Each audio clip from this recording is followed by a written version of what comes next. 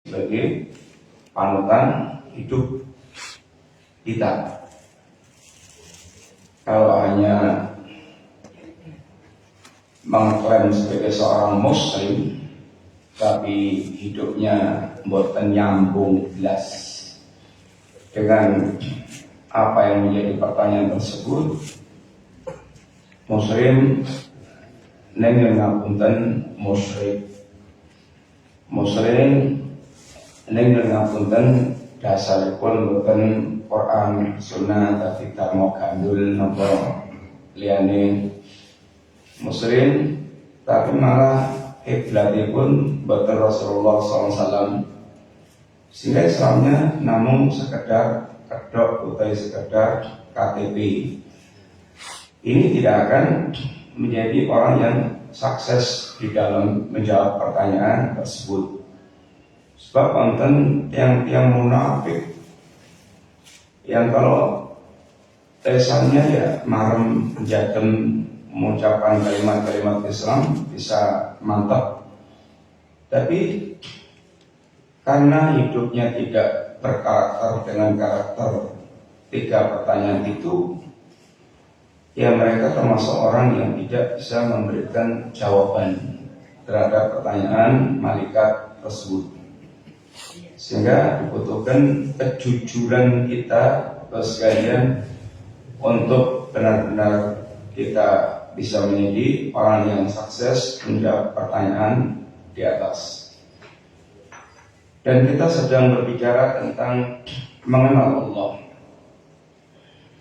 Mengenal Allah, satu kita dikenalkan siapa itu Allah. Allah adalah pemilik rububiyah, Allah pemilik kesempurnaan sifat, dan Allah adalah zat yang satu-satunya yang layak untuk disembah.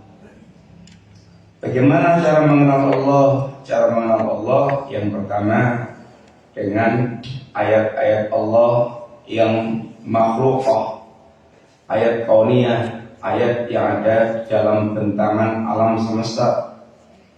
Setiap ciptaan Allah itu adalah tanda kekuasaan Allah. Seandainya melihatnya dengan penuh perenungan, yang diperintahkan Allah adalah melihat dengan perenungan. Afala yanzuruna ilal ibili kaifa khuliqat wa ilas samai kaifa rufi'at wa ilal jibali kaifa nusibat wa ilal ardi kaifa sutihat. Afala yanzurun, yang turun itu melihat dengan penuh perenungan, bukan sekedar matanya melihat tapi nggak ada perenungannya. Melihat dengan penuh perenungan sehingga betul-betul menyaksikan di balik setiap ciptaan Allah itu ada kekuasaan Allah yang maha dahsyat, yang sangat luar biasa. Termasuk kita diperintahkan untuk melihat diri kita sendiri. Afala wa fi anfusikum afala tubsirun, terhadap diri kalian yang ngapunten apa kalian tidak melek. Artinya melihat betul-betul diri kita ini adalah sesungguhnya penuh dengan ayat-ayat ciptaan Allah SWT, dari sejak penciptaan kita, dari tetesan air yang menjijikan, kemudian sampai menjadi kita seperti ini. Perkembangannya dari pertemuan kedua air laki-laki dan perempuan, jadi nutfah, jadi alaqah, jadi mudghah, jadi janin, kemudian terus berkembang, tumbuh berkembang menjadi sempurna, menelayat jadi bayi, dari lemah terus menguat sampai seperti kita. Ini adalah semuanya penuh dengan tanda kekuasaan Allah SWT. Yang kedua dengan ayat makruah, ayat yang dibacakan yaitu Al-Quran dan Sunnah Nabi, di mana keduanya mengenalkan kita tentang Allah SWT, siapa itu Allah, sehingga mengenalnya bukan seperti para filosof, hanya mikir-mikir dengan pikirannya aja, ngarang-ngarang sendiri tentang Allah, sehingga justru Allah adalah bayangan akalnya sendiri. Tidak mengenal Allah sesuai dengan apa yang Allah kenalkan tentang dirinya, tapi Allah dibayang-bayangkan dirumuskan dengan akalnya sendiri. Muslimin yang terpengaruh dengan pemikiran filsafat, sekalian, mereka ketika harus berhadapan dengan ayat-ayat yang nggak cocok, ayat maupun hadis yang nggak cocok dengan akalnya, ya akhirnya ditolak. Ayatnya, hadisnya ditolak karena nggak cocok dengan akalnya. Dan ternyata standar akal manusia beda-beda. Ada yang dengan akal itu semua penjelasan Allah, nama dan sifatnya ditolak total ditolak. Tinggal satu aja, Allah wujud. Karena kalau udah mengenai Allah wujud, ya berarti dunia nggak ada Allah SWT. Ternyata yang satu lagi, enggak, kalau saya ya jeneng tak tetapkan, tapi sifat tak tolak. Ternyata yang satu lagi beda lagi. Kalau saya enggak, kalau saya nama Allah tak tetapkan, sifat Allah sebagian yang kira-kira cocok dengan akal tak tetapkan, yang tidak tak takwil, ditahrif. Itu kadar akal manusia yang beda-beda. Terus pertanyaannya, yang jadi panutan akalnya siapa? Kalau sudah begitu, yang jadi panutan akalnya siapa? Maka disinilah sekalian pentingnya kita beragama dengan pemahaman dan pengamalan para sahabat Nabi radhiyallahu alaihi jami'an. Itu rujukan yang Allah berikan pada kita, apalagi ketika kita dalam keadaan memiliki pemahaman yang berbeda-beda, yang tidak mungkin ditemukan.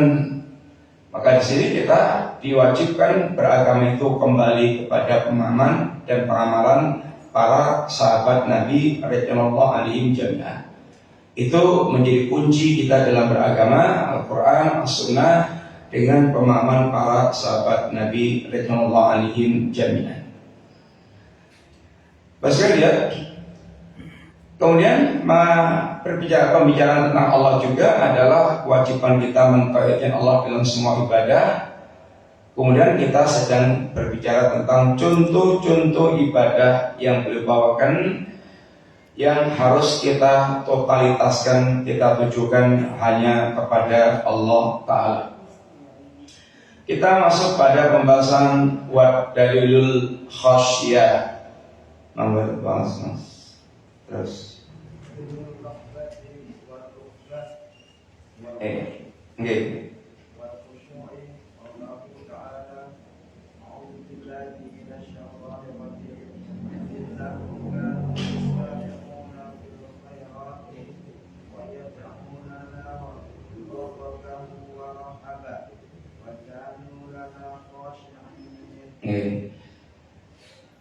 Qala al-musannif rahimahullah ta'ala, Syekh Muhammad bin Abdul Wahhab rahimahullah ta'ala, wa dalil rahbah wa rahbah wa khusyur. Adapun dalil rahbah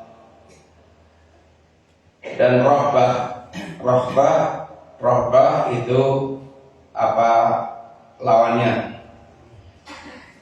Wal khusyur adalah firman Allah Subhanahu wa taala, innahum kanu yusariquna fil khairat wa yad'unana raghaban wa rahaban wa kanu lana khashiin. Sesungguhnya mereka adalah yusariquna fil khairat, orang-orang yang bersegera dalam kebaikan.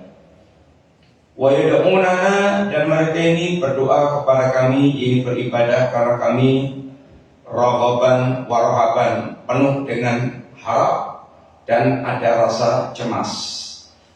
Harap cemas. Wa kanu lana khashiin, dan mereka itu ini memiliki rasa takut, dan pada Allah mereka itu memiliki rasa takut. Sekalian, ayat ini adalah Allah mensifati tentang para Nabiullah alaihissalam dan sifat para wali-wali Allah Ta'ala. Yang sifat para nabi, para wali-wali Allah, satu, kanu yusari'una fil khairat, mereka adalah orang-orang yang sangat bersegera dalam kebaikan. Di dalam prinsip beramal sekalian, yang diperintahkan oleh Allah dan Rasulnya adalah bersegera, bahkan berlomba-lomba.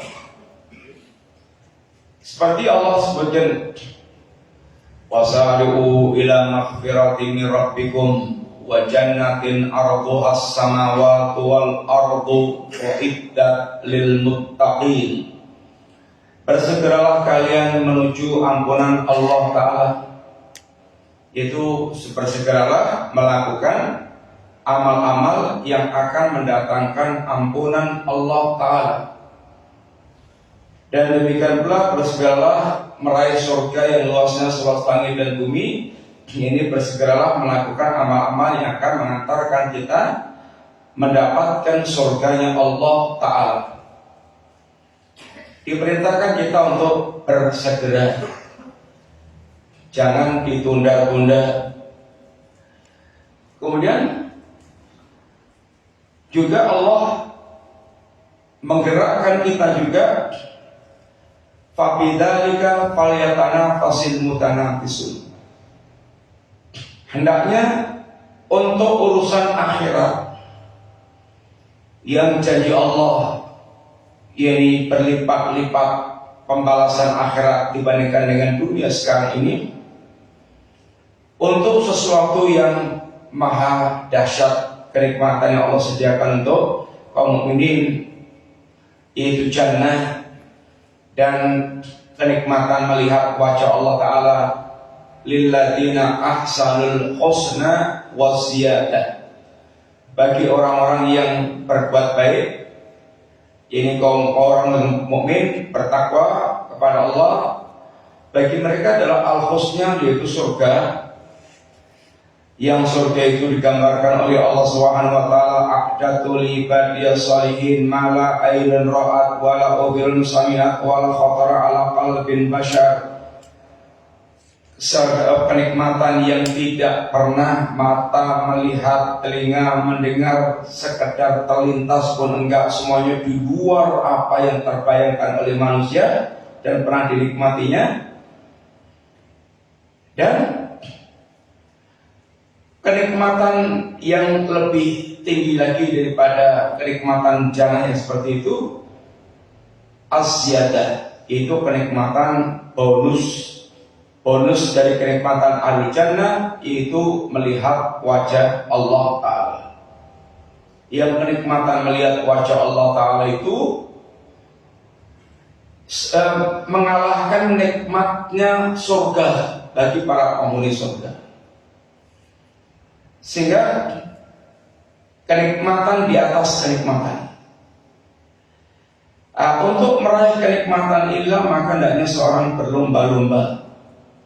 Orang untuk meraih kenikmatan dunia berlomba-lomba, ben iso mangan enak, ben iso ngombe sing enak, duitnya cemepak terus, ben biar bisa merasakan apa yang dia inginkan, dengar apa panganan yang enak, kemudian bisa beli.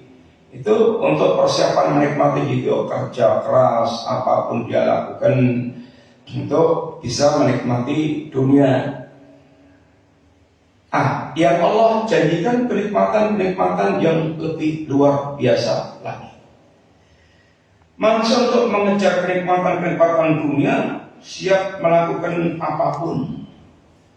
Entah itu kenikmatan yang berkaitan dengan perut, entah itu kenikmatan yang berkaitan dengan yaitu kebutuhan laki-laki perempuan, entah itu kenikmatan berkaitan dengan kenikmatan moto, pengen melihat barang-barang indah, dia sanggup mau kemana, dimana ada tempat yang paling elok, paling indah, wajar sana, mau naik kapal, mau naik pesawat, mau naik apa, pokoknya pelayani biar lihat. hanya untuk memuaskan mata. Kadang untuk urusan mata saja, biar matanya lihat indah apa, bisa mengeluarkan biaya berjuta-juta, puluhan juta, ratusan juta.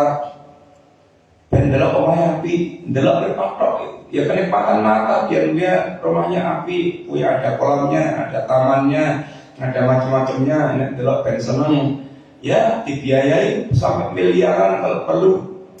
Itu ben meripate cetok dalam api. Kota-kota yang mereka untuk menarik wisatawan ben meripate dan dalam seneng api, ya dibangun dengan bertriliun-triliun. Pengen buat menara yang berapa tingginya, maka dibuat siapkan daya triliunan. Itu hanya untuk moto, kepuasan moto, melihat apa yang mereka bisa menyenangkan. Demikian juga nikmat telinga segala macam. Jannah kenikmatannya di luar itu semuanya. Maka kata Allah, untuk yang seperti itu hendaknya orang berlomba-lomba. Yang nikmatnya jauh berlipat-lipat. Dan dunia itu sifatnya membosankan. Kalau akhirat nggak ada yang membosankan, nggak ada. Orang, mbok ya rumahnya wapinya kayak apa, bosan juga. Pentilon-telon kuyu, ya bosan. Pengen ganti lagi. Ini adalah sifat manusia di dunia, banyak yang sering membosankan. Di akhirat nggak ada istilah yang membosankan, nggak ada. Adanya semakin menarik, seperti yang disebutkan oleh Allah dan Rasulnya Sallallahu Alaihi Wasallam. Bapak sekalian, Allah perintahkan untuk urusan demikian, fal yatanafasil mutanafisun, tanafus. Kalau untuk urusan dunia kita tidak boleh tanafus, tidak boleh kejar-kejaran, tidak boleh kita bersaing saya urusan dunia, karena semua yang berkaitan dengan persaingan dunia itu hanya akan membuat loro hati dan membuat saling jigal-menjigal dan membuat saling yaitu babak bundas dan akan saling menghancurkan satu dengan yang lainnya. Maka kata Nabi ingatkan, ini mal faqra akhsha alaikum. Yang aku takutkan bukan kalian fakir, bukan fakir yang aku takutkan terhadap kalian. Justru yang Nabi takutkan itu walakin akhsha antum sata alaikum dunia, kalau dunia dibuka biak untuk kalian, fatanafasuha kama tatanafasuha. Lalu kalian kejar-kejaran untuk mendapatkan dunia sebagaimana orang terdahulu kejar-kejaran untuk mendapatkan dunia, fatuhlikukum kama ahlakatkum, lalu kalian dihancurkan karena berkejar-kejaran dengan dunia sebagaimana umat terdahulu dihancurkan karena sifat rakusnya berkejar-kejaran dengan dunia. Tapi kalau untuk akhirat itu supaya tanafus, karena nggak ada efek negatifnya, nggak ada. Untuk urusan akhirat nggak ada efek negatifnya. Contoh berlomba-lomba untuk menolong orang, ya nggak ada efek negatifnya, bahkan didorong bagaimana orang berlomba-lomba untuk menolong orang lain. Berlomba-lomba untuk memaafkan, ya jelas itu efeknya semuanya baik. Berlomba-lomba untuk dia bersabar, tidak ngamuan, tidak itu nyerobot-nyerobot. Ini adalah semuanya pendidikan.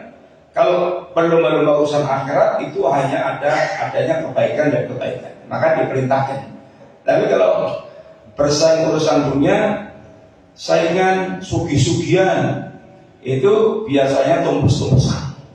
Saingan jadi pemimpin, biasanya paten-patenan juga, dan seterusnya. Sehingga persaingan-persaingan dunia itu hanya akan menuju kepada kehancuran dan kebinasaan. Tapi kalau persaingan urusan akhirat itu hanya akan menghasilkan kebaikan dan kebaikan. Rasulullah SAW juga mengajarkan kita untuk badiru bil a'mal. Segeralah kalian beramal, jangan ditunda-tunda. beramal, ini beramal soleh, berkarya yang baik untuk kemanfaatan diri dan orang lain. Itu Nabi itu perintahkan untuk segera. Dan bahkan kita dilarang untuk berlambat-lambat. Faman bata'a amaluhu lam yusrik bihi nasabu. Barang siapa yang amalnya lambat, lelet, maka nasabnya tidak akan bisa mengejarnya. Kalau lamanya lelet, lambat, nasabnya nasab Nabi sekalipun nggak bisa membuat dia kemudian langsung ke depan, nggak bisa. Karena kemuliaan muslimin berdasarkan dengan amal yang dia lakukan untuk Allah Subhanahu wa ta'ala. Maka juga diingatkan dalam riwayat, badiru bil a'mali, segera kalian beramal, hal tangtadiruna illa sabah. Kalau nggak segera, wahai para hamba Allah, apa sih yang kalian tunggu-tunggu? Tidak lain yang kalian tunggu itu 7 macam, 7 hal. 1, faqran munsian. Apakah Anda tunggu sampai Anda jadi iri yang kemudian lupa, melarat yang membuat dia lupa? Kenapa? Orang yang biasanya jatuh bangkrut, sehingga seakan-akan wasiat itu ditujukan kepada orang yang Allah berikan harta, wahai orang-orang yang kaya. Kalau kalian tidak segera beramal dengan harta kamu, apa kamu tunggu saat sudah jadi kiri, fakran munsian, sehingga kirinya itu menyibukkan dia, sehingga sudah lalai dengan yang macam-macam, repot hanya untuk cari nasi yang akan dimakan hari ini, itu sudah kemudian akhirnya menyibukkan diri, menghabiskan waktu dan seterusnya. Atau wakilan mukhian yang kedua, wahai orang yang masih miskin, selau waktunya, banyak luang waktunya, nggak kayak orang-orang kaya yang sibuk dengan segala macamnya itu. Wahai orang yang miskin, kalau kalian nggak segera beramal, waktunya banyak, apa kamu tunggu pengen jadi orang kaya? Yang biasanya orang kaya itu, kata Allah, mudghiyan, toho, melampaui batas, kurang ajar, dan biasanya lupa dengan Allah Subhanahu wa ta'ala. Toho itu menuju kehidupan yang mengapunten rusak-rusak, kehidupan yang dia hanya mekor hawa nafsu, diperbudak oleh hartanya, lupa dengan Allah, lupa dengan akhirat, lupa dengan kematian, dia dibuai dengan kesenangan, kayaknya kekayaannya itu membuat dia langgeng hidup di dunia, nggak bakal yaitu berubah, sehingga dibuat lalai dengan kekayaannya itu. Dan rata-rata orang kalau udah Allah berikan kekayaan ya lupa. Tadinya Masya Allah pas waktu melaratnya, sergapnya luar biasa, ke masjid, dumonya sergap, tawaduk segala macam. Begitu Allah bukakan dunianya, bisa mulai kecukupan macam-macamnya, bisa mulai tambah turah-turah, berutak-berutak, wis lali kabeh. Masjid sikile sudah nggak pernah nambah masjid lagi, mampu masjid saja sudah enggak, sehingga lupa.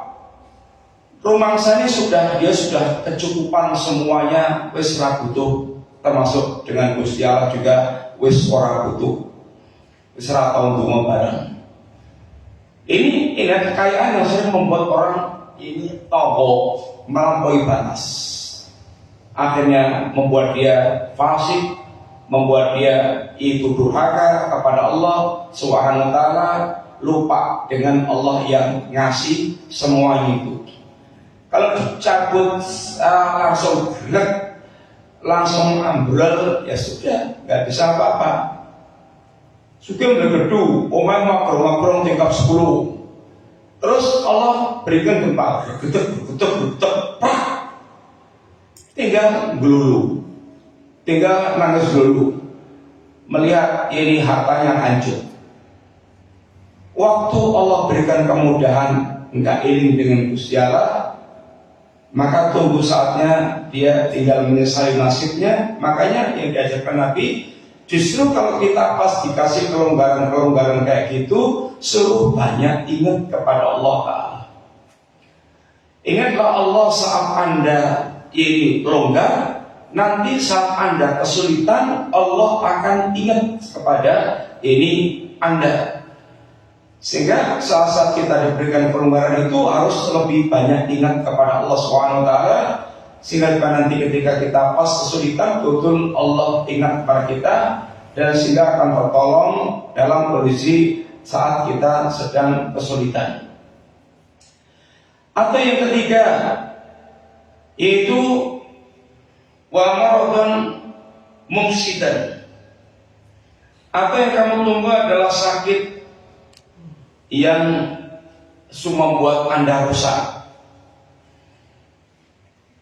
Mumpung masih sehat, wahai orang yang sehat, masih bisa berjalan dengan enak, lumpuh dengan enak, sujud dengan enak, bisa melek meripatnya dengan enak, bisa masih enak-enak semuanya kan masih sehat, normal semuanya.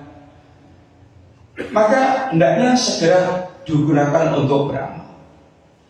Jangan nunggu kalau sudah stroke, mau ngapain, melaku aja nggak bisa, sudah tinggal angan-angan semuanya itu, mau ke masjid, mau baca Quran, mau kegiatan macam-macam segala-galanya itu, tinggal angan-angan karena sudah tinggal ngata-ngatan di bangsal, nggak bisa apa-apa lagi.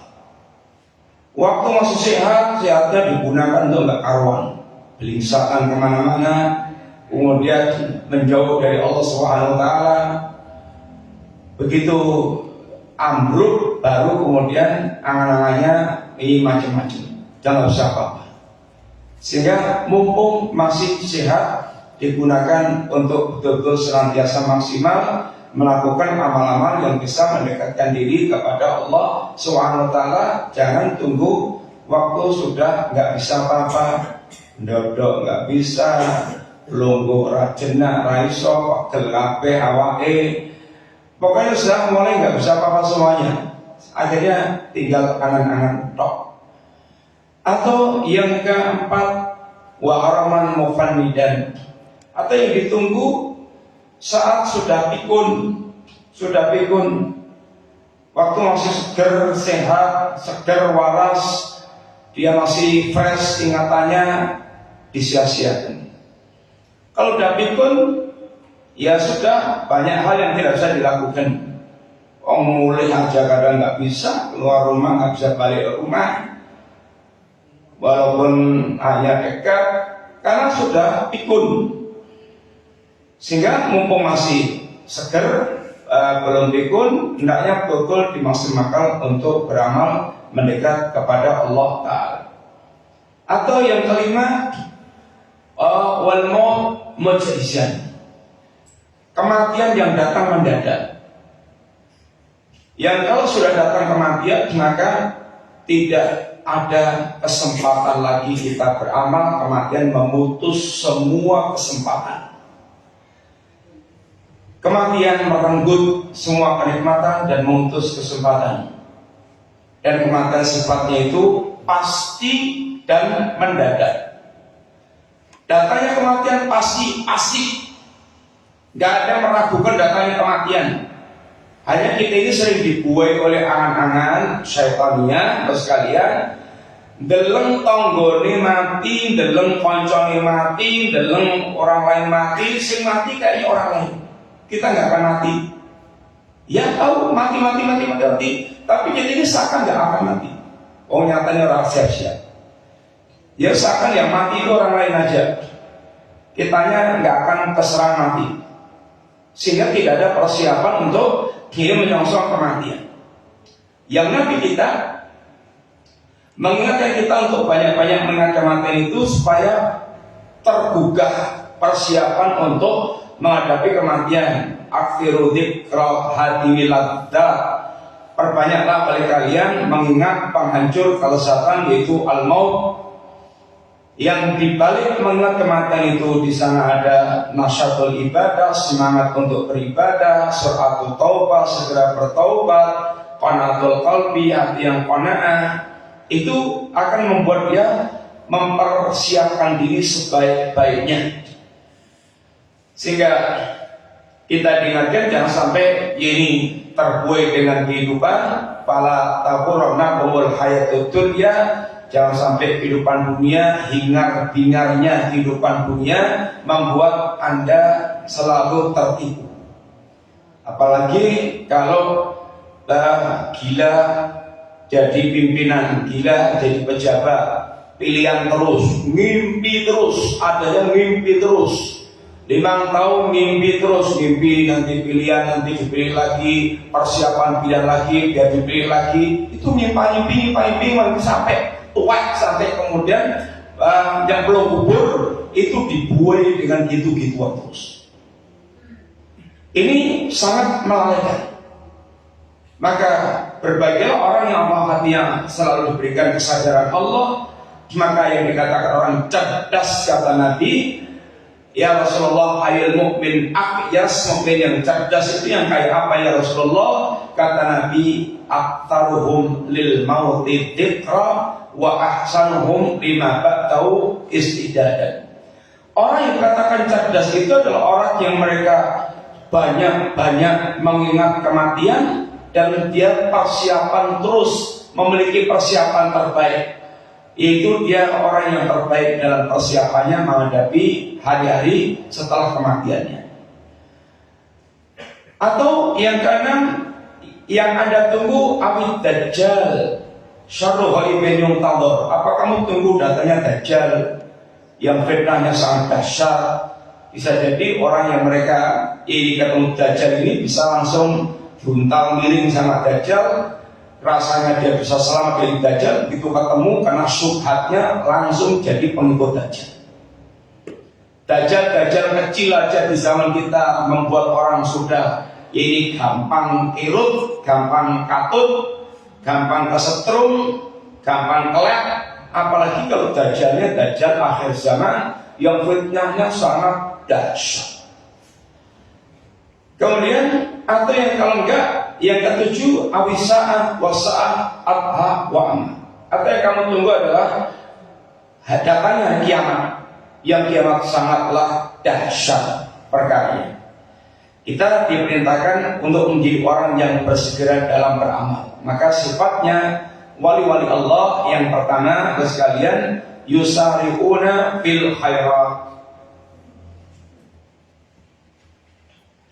Mereka adalah orang yang bersegera di dalam kebaikan, dalam beramal, dalam semua bentuk kebaikan. Pokoknya kuncinya ada kesempatan berbuat baik, ambil. Jangan ditinggalkan, jangan dilewati. Nanti kita akan tutup kesempatan. Namanya ada kesempatan bisa infak, bisa ikut infak dan punya duit. Jangan ditunda-tunda. Oh ini baik. Nanti terus kelewat terus, akhirnya hartanya nggak kecakkan kepada perkara-perkara yang baik. Begitu Allah bukakan kesempatan dan kita dimudahkan Allah SWT, ambil kesempatan itu. Jangan sampai kemudian kesempatan ditutup oleh Allah, kita akhirnya nggak ngambil kesempatan tadi. Jadi kesempatan itu Allah bukakan untuk kita supaya kita ambil. Dan itu merupakan bagian kenikmatan yang Allah berikan kepada kita. Ada orang yang mereka nggak ada kesempatan untuk melakukan kebaikan-kebaikan itu karena ditutup oleh Allah Ta'ala. Yang ketika kita dibukakan kesempatan Allah dan dimudahkan Allah untuk mengambil, maka segera jadi ambil. Kemudian yang kedua, sifatnya wali Allah di sini adalah wa yad'unana raghaban wa rahaban. Mereka berdoa dan beribadah kepada kami. Doa itu barangkali doaul masalah, doaul ibadah, doa dalam bentuk permintaan kita kepada Allah, itu namanya doaul masalah, doa permintaan, doa minta-minta, mengajukan segala macam bentuk yang kita minta kepada Allah Subhanahu wa taala. Kemudian yang kedua, doa dalam bentuk ini ibadah. Doa dalam bentuk ibadah. Semua bentuk ibadah kita hakikatnya adalah permohonan kita, permintaan kita kepada Allah Subhanahu wa taala. Salat kita, puasa kita, zakat kita, haji kita, dakwah kita, segala macam amal ibadah yang kita lakukan itu hakikatnya adalah permintaan kita kepada Allah. Ya Allah, dengan salatku, puasaku, zakatku, hajiku, masukkan aku ke surga dan selamatkan aku dari neraka-Mu. Ini hakikatnya adalah ini doa. Seorang mukmin dalam berdoa meminta kepada Allah maupun dalam beribadah kepada Allah SWT itu diwarnai dengan harap-harap cemas. Harap-harap cemas. Mereka bukan orang-orang yang pede, amalku mesti ditombol, Gusti Allah, sehingga total tabungan amalku wis wakeh. Aku sudah umroh berkali-kali, haji berkali-kali, wis atusan ewu amal saya. Itu yang antum ingat, yang itu kalau amalnya diterima. Siapa yang ngasih kepastian amal kita diterima? Makanya sifat orang-orang yang beriman dikatakan Allah Subhanahu wa taala itu kalau beramal itu harap-harap cemas. Harap-harap cemas. Ada harapan memang, tapi dia cemas pula kalau saya tidak diterima oleh Allah Ta'ala. Walladzina yutuna ma atau wa qulubuhum wajilatun annahum ila rabbihim raji'un. Orang-orang mukmin itu kata Allah adalah orang-orang yang mereka ketika mereka beramal melakukan ketaatan itu akan dia kerahkan segala kekuatannya untuk mewujudkan amal-amal itu sehingga amalnya itu banyak dan berkualitas. Tapi kalau sudah berpikir tentang amal itu diterima Allah atau enggak, mereka ada kekhawatiran. Wa qulubuhum wajilatun. Hatinya itu ada rasa wajilah, rasa takut, rasa cemas. Sampai Aisyah radhiyallahu anha memperjelas ayat ini, ya Rasulullah, ayasrabun al-khamra wa yasrikun, apa mereka itu minum khamar dan mereka itu mencuri, kok mereka itu takut ya Rasulullah? Kata Nabi, la ya bintas siddiq. Oh enggak Aisyah. Bahkan mereka itu yusallun wa yasumun wa yatasaddaqun. Mereka ini bahkan salat, puasa, sedekah. Tapi wa hum yakhafun, mereka ada rasa takut. Allah yuqbala minhum, seandainya amal mereka tidak diterima oleh Allah Subhanahu wa taala. Sekalian, perasaan ini bukan perasaan putus asa. Enggak. Beda dengan putus asa. Tapi perasaan ini perasaan yang justru akan mendatangkan faedah-faedah, manfaat-manfaat yang sangat banyak. Di antaranya dia tidak akan terserang ujub. Apa yang mau dia ujubkan, wong itu nggak tahu amalnya itu mana yang diterima oleh Allah Subhanahu wa taala. Ujub itu kalau dia merasa punya kelebihan sehingga mendorong orang ujub, berbangga diri, merasa hebat, top. Lah kalau dia nggak tahu amalnya diterima atau enggak, sehingga dia menjadi ahli jannah atau ahli neraka juga nggak tahu, maka membuat dia akan senantiasa tawadhu dan dia tidak terserang ujub. Yang kedua, orang yang punya perasaan demikian sekalian, dia akan selalu muhasabah terhadap amal-amalnya itu. Koreksi. Jangan sampai dia teledor, jangan-jangan amal dia penuh dengan keburukan, maka dia terus koreksi untuk bisa meningkatkan dan memperbaiki amal-amalnya. Yang ketiga, dia akan senantiasa memperbanyak amal. Seandainya amalku yang ini tidak diterima, semoga amal yang ini diterima oleh Allah Ta'ala. Dosanya dia beramal sebanyak-banyaknya dan diterima oleh Allah Ta'ala, itu sebuah keberuntungan yang sangat besar. Ini adalah orang yang mereka atau dibalik perasaan dia ada kekhawatiran seandainya amalnya tidak diterima oleh Allah SWT. Makanya para sahabat Nabi radhiyallahu anhum jami'an yang mereka ini sudah enggak karuan amalnya, yang sudah masya Allah, seperti Umar bin Khattab radhiyallahu anhu dan yang lain-lainnya, itu saja mereka masih mengkhawatirkan dirinya kalau dia itu termasuk deretan orang-orang munafik. Masih ada kekhawatiran kalau dirinya termasuk deretan orang-orang munafik. Sehingga Umar datang pada Hudzaifah, ya Hudzaifah, hal sammani Rasulullah SAW minal munafikin. Wa Hudzaifah, apakah Rasulullah pernah menyebutku di antara deretan orang-orang munafik? Karena Hudzaifah ini sahabat yang dikenal dengan istilah sahibu sirri Rasulullah SAW, pemegang rahasia-rahasia Rasulullah. Termasuk yang antaranya adalah blacklist daftar orang-orang munafik. Ini Hudzaifah banyak dikasih tahu oleh Nabi SAW. Umar, sekelas Umar, ada kekhawatiran kalau dunia itu adalah termasuk di antara orang-orang munafik. Lah, kita yang nggak ada saku uyurnya dengan Umar, itu PD-nya Masya Allah. Surga itu kalau nggak yang nempati kita ini sopo maneh. Masya Allah, PD-nya luar biasa. Ini bukan sifatul mukminin. Sifatul mukminin seperti yang Allah sebutkan, ada ini harap-harap cemas. Dan dari ayat ini pula, sekalian para ulama juga mengingatkan pada kita bahwa ibadah seorang mukmin itu dibangun di atas tiga pilar: cinta, takut, harap. Cinta, takut, harap. Ini yang mewarnai setiap ibadah seorang mukmin. Yang seorang ulama salaf mengatakan, man ya'budullaha bil hubbi wahdah fahuwa zindiq, wa man abadallaha bil khawfi wahdah fahuwal haruri, wa man abadallaha bil raja'i wahdah fahuwal murji, wa man abadallah bil hubbi wal khawfi wal raja'i fahuwal mu'min muwahhid. Barang siapa yang beribadah kepada Allah dengan cinta semata, cinta sampai dinyanyikan, tapi nggak ada bukti kecintaannya, yaitu ittiba, orang seperti ini adalah zindiq, munafik berat. Kalau nyanyi cinta sampai berbesmili cinta, tapi nggak ada ittibanya, dobos, dia yaitu zindiq.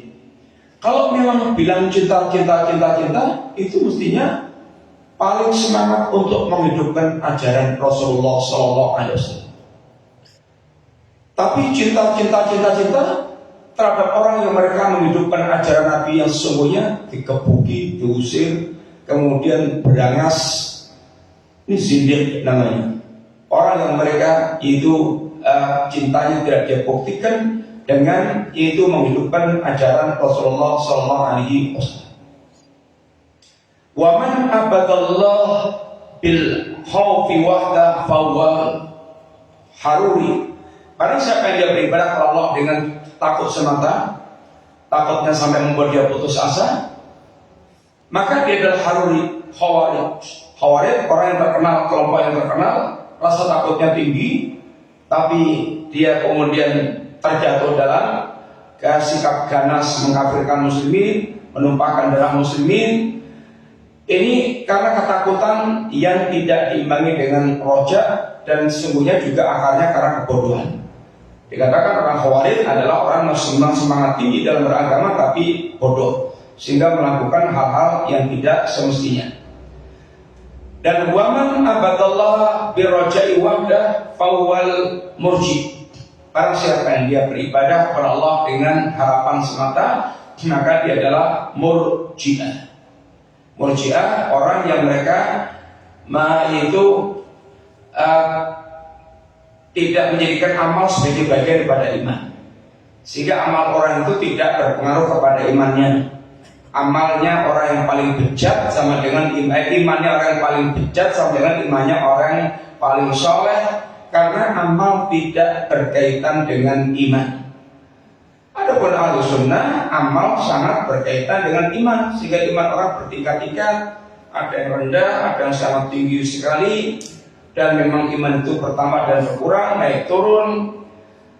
Barang siapa yang beribadah kepada Allah dengan cinta, dengan takut, dengan harap, itulah mukmin muwahhid, mukmin yang betul-betul bertauhid kepada Allah Subhanahu wa taala.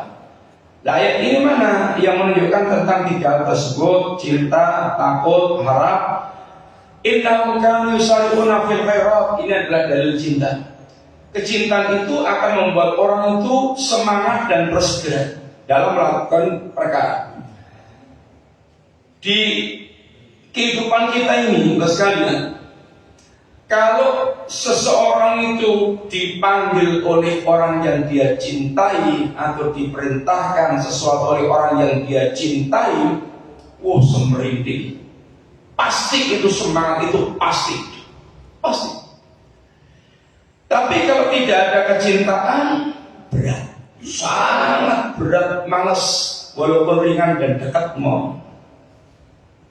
Tukangnya bakso, padahal bakso hanya depan itu aja, tinggal nyebrang, tinggal kondor rampung. Tapi kalau nggak ada kecintaan itu wabot, super wabot. Tapi kalau ada kecintaan kepada seorang, itu perintah apapun, diajak apapun, ayo segera dia bisa itu mengikuti dan dengan penuh semangat. Sehingga kecintaan ini hal yang merupakan energi besar orang untuk bisa semangat melakukan amal-amal itu yang diminta oleh sang kekasih. Maka kepada Allah Subhanahu wa taala seorang mukmin, walladzina amanu asyaddu hubban lillah. Orang mukmin itu sangat amat besar cintanya kepada Allah Subhanahu wa taala, dan cinta ini tentu akan tumbuh diawali dari mengenal Allah. Karena nggak mungkin akan tumbuh kecintaan kalau tidak mengenal. Kalau dia kenal, kemudian Masya Allah, hebat, luar biasa, sempurna, maka tentu akan tumbuh kecintaan dan pengagungan. Kemudian raghaban ini adalah roja, semangat, berharap, punya harapan. Warohaban yaitu dia takut, ada rasa cemas. Maka seorang mukmin dia itu ibadahnya dibangun di atas tiga pilar ini, yaitu cinta, takut, dan harap. Wa kanu lana khasyin, dan mereka ini betul memiliki rasa khusyuk. Ini khudu. Khusyuk itu maknanya sakinah, dia ada rasa ketenangan. Khusyuk. Orang yang khusyuk itu tenang. Maka dikatakan Nabi, ketika lihat ada orang yang sholat itu digerabil, gerak, banyak geraknya itu, lau khosya'al qalbu la khosya'al badan. Seandainya hatinya khusyuk, badannya akan khusyuk. Kalau badannya itu nggak khusyuk, gerak, banyak gerak, itu mesti hatinya nggak khusyuk. Walaupun belum tentu orang yang kelihatan badannya khusyuk, hatinya khusyuk. Wantang direndeng lagi, ngelamun ternyata. Bukan khusyuk, ngelamun, sehingga memang nggak gerak-gerak tapi sedang ngelamun. Itu nggak khusyuk. Ya sama dengan orang yang mereka zahirnya baik, belum tentu batinnya baik. Kalau batinnya baik, pasti zahirnya itu baik. Zahirnya baik, jilbaban, kawannya gede lagi, belum tentu baik. Ternyata jilbaban gede untuk ini jurus ngutil ke supermarket, sehingga bisa belang-belang ketutupan dengan jilbab gedenya.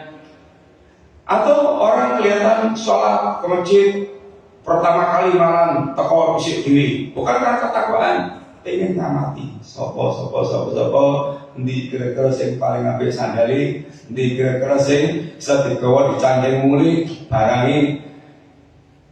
Tidak setiap yang yaitu zahirnya baik itu batinnya baik, tapi kalau batinnya baik maka zahirnya pasti baik. Makanya para salaf kita, mereka yang mereka poles pertama itu adalah itu hatinya dipoles. Karena kalau hatinya baik pasti akan melahirkan ini zahir yang baik.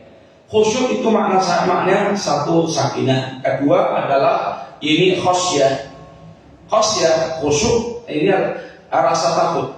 Rasa takut itu yang membuat orang betul dia bisa khusyuk, tenang, meninggalkan hal yang diharamkan oleh Allah Subhanahu wa taala. Dan orang yang memiliki rasa takut kepada Allah, khusyuk, dia hidupnya juga dibuat tenang.